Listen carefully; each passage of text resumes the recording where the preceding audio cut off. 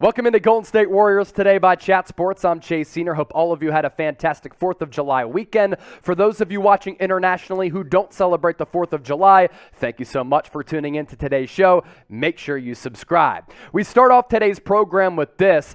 I'm going to kind of share why I think the Warriors' moves in NBA free agency tell a story about what the front office thinks about some of their young players. And you look at what the Warriors have done in free agency up to this point. They signed Kevon Looney to a 3-year, $25.5 million contract. I think that's a really good value deal for a guy who's been the ultimate glue guy for a Warriors team that throughout Looney's tenure has won 3 NBA championships and really just does all of the necessary winning things that are very advantageous for a basketball team throughout the regular season as well as the playoffs. He also gives you versatility as a starter and as a bench guy, depending on what happens with James Wiseman and his future health. Love the signing of Donte DiVincenzo as well. 2 years, $9+ million for a guy who is a really good athlete, will help absorb the loss of Gary Payton II, can be and is a very good defender, and by entering the Warriors player development program, a guy who had a terrific NCAA tournament with Villanova, won 2 national championships, had a marvelous performance against Michigan in the Natty game, which vaulted him up draft boards, ended up being a first-round selection by Milwaukee. Hasn't necessarily lived up to expectations up to this point, but there's a better player in there for Donte DiVincenzo, and as a rotational piece on this Warriors team, I think the fit is awesome. I think the contract is a steal. By the way, Looney, final year, there's a team and player option. Same thing can be said for Donte DiVincenzo. Now, they signed those 2 players, but they've lost a handful of guys as the reigning NBA champions. And this is what happens. When you win a title, you're going to lose players because other teams are willing to offer them a lot more money. You're also going to lose members of your coaching staff, which was what happened with Leandro Barbosa following Mike Brown to the Sacramento Kings. So the Warriors so far have lost Gary Payton II to the Portland Trail Blazers, Otto Porter Jr. That hurts your depth as well as your defense. Nemanja Bjelica taking more money to resume his career in the EuroLeague. Juan Toscano Anderson signed a nice little deal with the Los Angeles Lakers to compete for a roster spot, and Damian Lee is going to do the same with another really good team in the West in the Phoenix Suns, who alongside the Warriors last year, 2 of the top teams in this conference. But I think the Warriors are planning on extending the roles for some of the young players on this team. I'm talking about James Wiseman, Jonathan Kuminga, Moses Moody, as well as Jordan Poole. And they're looking to possibly re-sign Jordan Poole as well as Andrew Wiggins. And they're going to need a lot of money. They're going to need a lot of dough in order to do that and fork over the cash to 2 valuable players to this Warriors championship team. So sometimes you can't afford to pay Gary Payton II more than $9 million per year. And when you build for the present as well as the future, at some point you have to look into your crystal ball. You have to envision what these players can become. And we know that Wiseman, Kuminga, Moody, as well as Poole have so much potential for this Warriors franchise, and by letting some of those guys go, I think they envision those aforementioned young players taking up and assuming more roles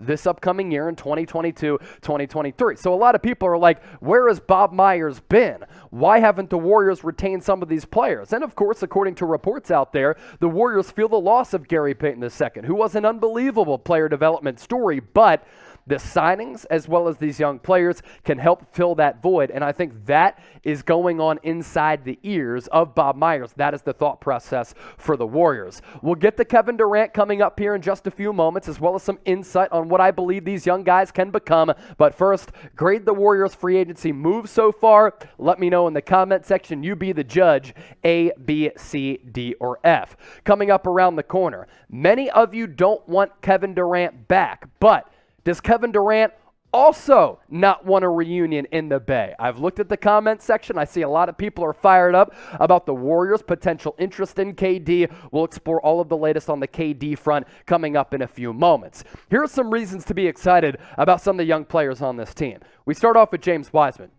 He's 7 foot, 240 pounds, and he moves so gracefully on the floor. Really excited to see him compete in NBA Summer League. If he develops a three-point shot and even a mid-range jump shot, look out. This guy could be really special. He also has unlimited defensive and offensive potential given his athletic gifts. He can switch and block shots on the defensive side of the floor, which nowadays is really, really important. And I think that he can become a Chris Bosh type of player if he's able to develop a jump shot. So that's why I think the Warriors and fans can be excited about James Wiseman. As for Jonathan Kuminga, I said this when the Warriors drafted him back last year. He can really become a Jaylen Brown type of player. And you saw how good JB is in the finals against the Boston Celtics. The upside for Kuminga, because of his athleticism and his spunk, he can be one of the NBA's best defenders. The athletic ability when you watch him wows you. He can be a human highlight reel. We saw it last year in limited action as a rookie, and he is one of the key cogs in the Warriors' developmental team,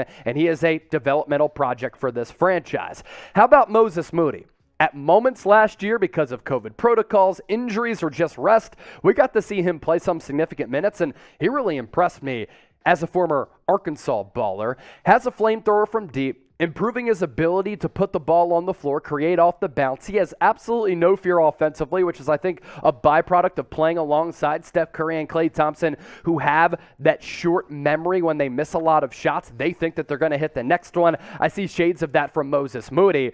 Could he be the next hot streak artist, the guy who could really fill it up in a hurry? He does have that offensive upside, and he can also be a solid defender. And as far as Jordan Poole, we saw the sample size this past year. I thought he should have been taken more seriously as one of the most improved players in the NBA. He can be your bench scorer, which is, I think, the ideal role right now for Golden State, but when Curry is out, and let's be real, I think it's best that Curry, moving forward as he gets a little bit older, considering the usage rate, the mileage on the tires, and all these deep playoff runs that he's accumulated throughout his career, it's good to rest him from time to time. For the Warriors, though, that's fine, because Jordan Poole, you can start him, you can lean on him for buckets, and he can be a go-to offensive threat. So you look at the four players on your screen right now. Best young player on this roster right now. Who is it? Let me know and embrace debate. JW for James Wiseman, JK for Jonathan Kuminga, MM for Moses Moody, or JP for Jordan Poole. Let me know right now. Also, while you're down there, make sure you subscribe to us here on Golden State Warriors Today. We've picked up 6,000 subscribers over the last calendar month, and we're shooting for 40,000 subscribers. We're also shooting to overtake the Los Angeles Lakers report up on Warriors Today by about 9,000 subscribers. So if you want to stay in the know with the best Warriors coverage on the entire internet, hit that sub button down below or plug in that link, youtube.com/WarriorsTV. Okay, let's pivot now to Kevin Durant. According to reports, Warriors stars would welcome Durant and a reunion of him coming back to the Bay Area, where he won 2 championships and was a 2-time NBA Finals MVP. But does KD not want a reunion? So we talked about this yesterday. Tom Downey, filling in on Warriors Today, did a great job as always. He relayed this report from Marcus Thompson. If a trade is possible, would the leaders of the locker room welcome Durant? According to multiple sources, they would, for the same reason they embraced him back in 2016. As one source said, it's freaking Kevin Durant. Now, Marcus Thompson in that same report did say that it's highly unlikely that the Warriors trade for Durant, but they can put together one of the best trade packages for one of the best offensive players of all time. There's this, though, also from Rick Bucher. While the Warriors brass, in terms of their star players, might think about welcoming back KD, according to Rick Bucher, NBA insider for Fox Sports, KD does not want to come back to Golden State. Now, we'll take a look at what he left, but first, I want to hear from Dub Nation once more. You're so fired up about the subject matter, and I love to see it. That type of emotion is what makes sports debate so great. Do Warriors fans like KD? Give me a Y for yes or an N for no. Think about what Kevin Durant left when he left the Warriors after 2 championships and went to the Brooklyn Nets. He left the ideal basketball heaven where everything was just so seamless with the Warriors. He also played alongside the most selfless superstar of all time in Steph Curry, and it's a big reason why the Warriors have won 4 championships under Steph, because he's made sacrifices, he's cultivated a winning environment, a fun environment, and a selfless environment in Golden State. That's why they've had so much success over the last 8 years, making it the 6 NBA Finals during that span. They also have a very supportive owner in Joe Lacob, who's always willing to spend and is a visionary nowadays in the NBA. You look at the head coach, Steve Kerr, as a coach as well as a player, has won 9 championships as a player with the Chicago Bulls and San Antonio Spurs, as a coach with the San Antonio Spurs as well as the Golden State Warriors. And while Steve Kerr and Kevin Durant clash from time to time, that's going to happen throughout the rigors of a championship run, and we know that KD also clashed with Draymond. Again, these types of things happen during the course of a championship run. Think about it from your perspective, working the current job that you hold. Sometimes you have disagreements and you have arguments with coworkers, but if you can hash it out and understand that it's in the greater good of the company, then you get back on the train track and you get started in the right direction.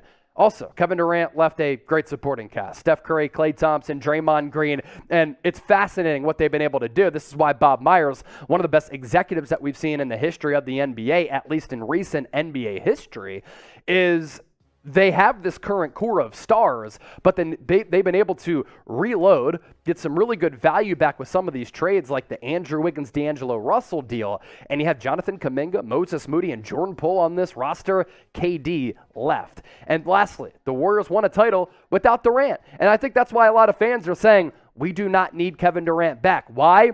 We just saw that without him, we can still hoist the Larry O.B. Prediction time now here on Golden State Warriors today. Before we hop on out of here, where will Durant play in 2022? Nets, Warriors, Heat, Suns, a different team. Either way, you let me know right now in the comment section. And thanks for watching today's program.